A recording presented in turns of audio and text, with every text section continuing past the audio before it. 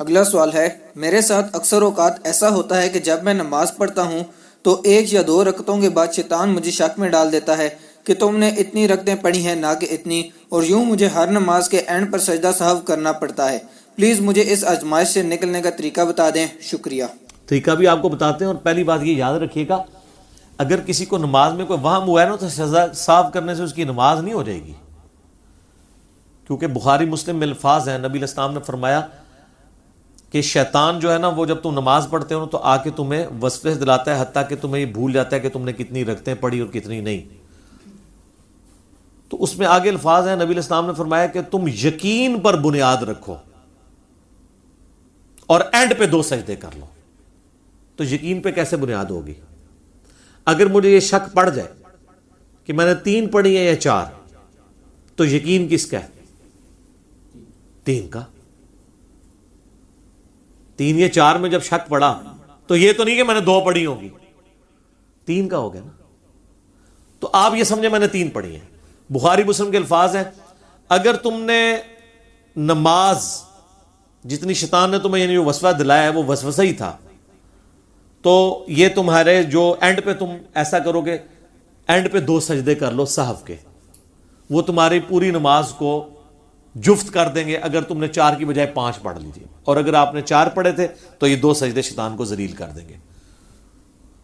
اس کے لیے سجدہ سہو کے 5 طریقے احادیث کے اندر آئے ہیں۔ سب سے آسان طریقہ یہی ہے کہ سجدہ کرنے سے پہلے، جو بخاری مسلم میں آتا ہے، تشہد جب پورا مکمل ہو جائے آپ کا، سلام پھیرنے سے پہلے 2 سجدے کریں، پھر دوبارہ بیٹھیں اور تشہد پڑھے بغیر ہی دونوں طرف سلام کر دیں، یا آپ 2 طرف سلام پھیر چکے ہیں اس کے بعد 2 سجدے کریں پھر آپ بیٹھ جائیں، اس کے بعد سلام پھیرنے کی ضرورت نہیں۔ اور تیسرے طریقے میں دونوں طرف سلام بھی ہے، تشہد والا بھی ہے، میرے علیحدہ سے کلپ ہے، مسئلہ 92 ریکارڈڈ ہے۔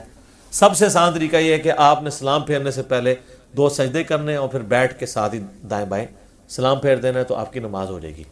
لیکن اگر آپ کو بالکل ہی کوئی پتہ نہیں ہے تو سر نماز ہی آپ نے دوبارہ پڑھنی ہوگی۔ آپ سے اگر میں پوچھوں یقین پہ بنیاد رکھیں تو آپ کہیں مجھے تو یہ بھی نہیں پتا میں نے ایک بھی پڑھی ہے کہ نہیں، ایڈے کو وہم پہ گیا، پھر تو تھوڑا کوئی علاج نہیں ہے۔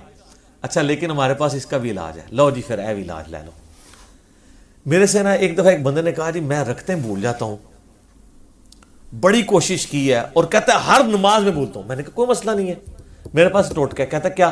میں نے کہا جب آپ نماز پڑھنے لگے نا، اپنے سامنے اپنا نا اسمارٹ فون کا نا ویڈیو کیمرہ آن کر لیا کریں۔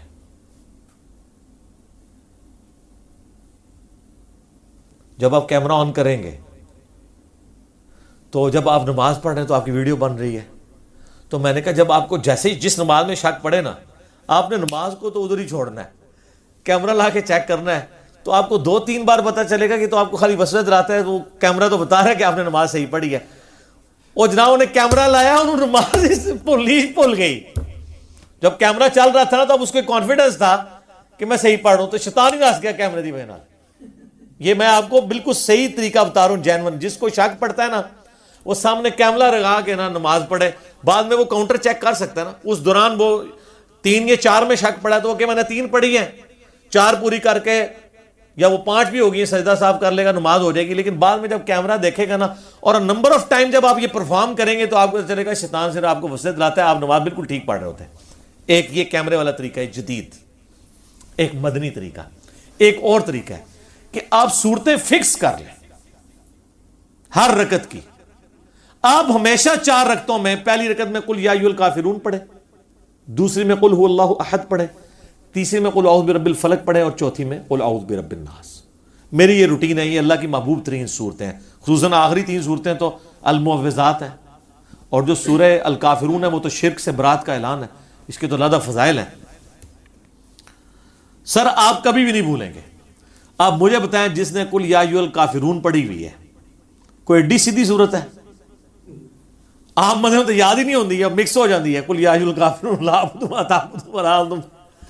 جس نے یہ پہلی رکعت میں پڑھی ہوئی ہے نا، اگر دوسری رکعت میں وہ جا کے سوچتا ہے نا کہ میں نے پتہ نہیں پہلی پڑھی ہے کہ نہیں، جناب وہ 14 طبق روشن ہو گئے کہ بھائی قل یا ایھا الکافرون پڑھی ہے، آلے تک دماغ گونجتی بھی ہے، کیونکہ صورت ہی ایسی ہے۔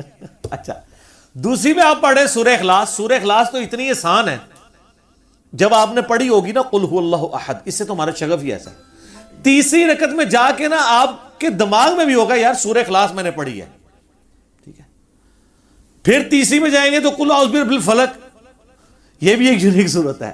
تو اس طریقے سے بھی آپ کو نا یہ مسئلہ حل ہو جائے گا. اچھا بعض لوگ سجدے بھول جاتے ہیں، پتہ نہیں ایک کیتا ہے کہ دو کیتے ہیں. آسان سا حل ہے کہ آپ یقین پہ بنیاد رکھیں. اگر آپ کو نا ایک یا دو آپ کے میں نے ایک ہی کیے ہیں، ایک اور کرتے ہیں تو تیسرا ہی ہوگا نا. اینڈ پہ سجدہ صاحب کر لیں. سجدہ صاحب بہرحال ہر کیس میں کرنا ہوگا کیونکہ وہ شیطان کو ذلیل کرنے کے لیے نا. بعض لوگ کہتے ہیں جی وہ ہر نماز میں ایسا ہوتا ہے. یہ جناب ان کے ساتھ ہوتا ہے جو دو سجدوں کے درمیان والی تسبیحات نہیں پڑھتے. اگر آپ دو سجدوں کے درمیان جلسے کی جو تسبیحات ہیں، رب اغفر لی رب اغفر لی یا اللہم اغفر لی وارحمنی واہدنی وعافنی وارزقنی، یہ پڑھتے ہیں نا، تو جب آپ دوسرے سجدے میں جاتے ہیں نا تو آپ کو اتنی شارٹ میموری نہیں کسی کی ہوتی کہ وہ رب اغفر لی پڑھ کے دوسرے سجدے میں گیا اور وہ یہ بھول گیا کہ میں ابھی رب اغفر لی پڑھ کے ہوں. آپ کے کان گونج رہے ہوتے ہیں رب اغفر لی کے، تو وہ آپ کی حفاظت ہوتی ہے کہ یار میں نے اس کا مطلب پہلا سجدہ کیا ہے تبھی تو میں نے رب اغفر لی پڑھا ہے نا. یہ جلسے کی تسبیحات کی ایسی برکت ہے. میں نے کئی لوگوں کو بتایا جو تسبیحات نہیں پڑھتے تھے، جب انہوں نے تسبیحات شروع کی ہیں تو وہ ان کو سجدوں کا عوام آنا بند ہو گیا. ٹھیک ہے. باقی اگر کسی کوئی بھول گیا، تشہد درمیان والا رہ گیا ہے، کوئی مسئلہ نہیں، اینڈ پہ سجدہ صاحب کریں. اس کے لیے تو تشہد بھی دوبارہ پڑھنے کی ضرورت نہیں، وہ بھی حدیث بخاری مسلم میں موجود ہے. نبی علیہ السلام بھی بھول گئے تھے، آپ نے ایک دفعہ 5 رکعتیں پڑھا دی تھی زور کی، ایک دفعہ 3 پڑھا دی تھی. تو آپ علیہ السلام نے کہا میں بھی بھول جاتا ہوں جس طرح اور انسان بھولتے ہیں، جب میں بھول جاؤں تو تم مجھے یاد کروا دیا کرو.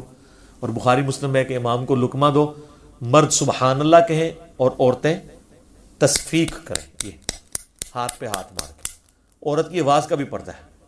عورت سبحان اللہ کہہ کے نہیں کہے گی، غلطی پہ آگاہ کرے گی. عورت کے پردے کا آپ ذرا لیول دیکھیں. اور سبحان اللہ کہنا ہے، اللہ اکبر نہیں کہنا. ہوتا ہے نا اب کوئی امام پہلی رکعت میں تشہد بیٹھ گیا نا، پیچھے والے زور لگا رہے ہوتے ہیں اللہ اکبر اللہ اکبر، تو اس بیچارے کو تو سمجھ نہیں لگتی کہ یہ مجھے کہہ رہے ہیں یا کوئی کسی بندے نے آگے اللہ اکبر کہہ کے نماز شروع کی ہے. سبحان اللہ جب آپ کہیں گے نا تو سبحان اللہ نماز میں کہیں نہیں سبحان اللہ صرف اکیلا سبحان اللہ نہیں آتا، سبحان ربی اللہ یا سبحان ربی العظیم آتا ہے. سبحان اللہ کا کیا مطلب ہے؟ اللہ غلطیوں سے پاک ہے، مراد یہ کہ تو نے غلطی کی ہے، یہ اس کی حکمت ہے. سبحان اللہ کہہ کے آپ غلطی سے آگاہ کریں. اور یہ یاد رکھیے گا درمیانہ تشہد کسی کا چھوٹ گیا اور وہ چلا گیا نا قیام میں، تو اب سنت یہ ہے کہ نبی علیہ السلام فرمایا جب قیام میں پہنچ جاؤ نا پھر واپس آنے کی ضرورت نہیں ہے، پھر سجدہ صاف کرو. کئی بیچارے قیام سے اس کو گھسیٹ کے واپس درمیان والے تشہد میں لے آتے ہیں، خلاف سنت ہے کیونکہ نبی علیہ السلام نے نہ فرمایا. سجدہ صاحب کے اوپر ایک پورا چیپٹر ہے مشکات کی پہلی جلد کے اندر، اگر آپ وہ دیکھیں یہ ساری حدیثیں آپ کو مینیجیبل فارم میں مل جائیں گی. لہذا زیادہ ان چکروں میں نہ پڑا کریں. لوگ اس طرح کے معاملات میں پڑے رہتے ہیں، ایسے ایسے وسوسوں کا شکار ہوتے ہیں، اور بعض لوگ اپنی تجوید ہی ٹھیک کرتے رہتے ہیں، آدھا گھنٹہ نماز ہی پڑھتے رہتے ہیں. اتنا زیادہ وہم میں نہ پڑیں. بعض اوقات یہ چیزیں شیطان کی طرف سے اس لیے ہوتی ہیں کہ تاکہ آپ پہ عبادت ہو جائے مشقت والی اور آپ عبادت ہی چھوڑ دیں. تو اس طرح کے کام نہیں کرنے چاہیے. چیزوں کے سلوشنز کی طرف جانا چاہیے. علماء سے رابطہ کریں، اہل علم آپ کو بتائیں گے کہ اس کا یہ حال ہے. کئی لوگ وضو کے معاملے میں بہت زیادہ وہم کرتے ہیں، 3 بالٹیاں لگا دیتے ہیں، وضو ہی ان کا ختم ہوتا ہے. تو یہ کام نہیں کرنا چاہیے. اس معاملے میں یعنی بالکل آپ ایکسٹریم پہ نہ چلے جائیں. یہ آپ کے لیے پھر شیطان کی پیروی والا معاملہ بن جائے گا. شیطان کی یہ پیروی، شیطان چاہتی ہے کہ آپ یہ حرکتیں کرنا شروع کر دیں. ٹھیک ہو گیا؟ جزاک اللہ.